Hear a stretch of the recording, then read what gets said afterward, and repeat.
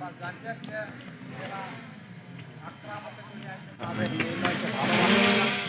বিরোধ করছি আর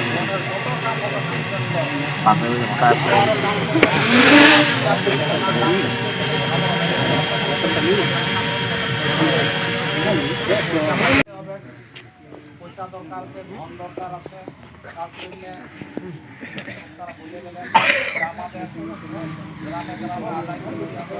যদি কোনো কোনো জায়গায় পয়সা দরকার আছে, পয়সা দিয়ে যেন আমরা সহায়তা করতে পারি, সংগঠনকে আগে বাড়াতে।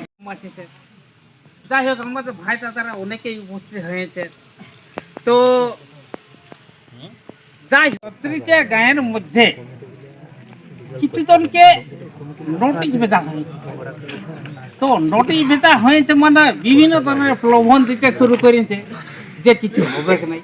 আমি আজকে রেঞ্জারের সাথে গল্প করলি, বলছে কিছু হবে কি নাই, বলছে ডরাবার কোনো নাই, যদি কোনো আমাদের সাথে ইয়া হয় তাহলে আমাদের সাথে সাক্ষাৎ করে সবাই, কোনো আপত্তি নেই। তো আমি বলি এটা লোভাবন হতে পারে।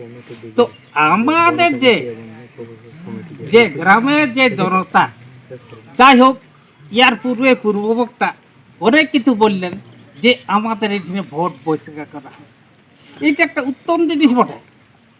তো এটার ওসর বহুত বড় পড়বে, কিন্তু আমাদের মধ্যে মনে হয় মানি না।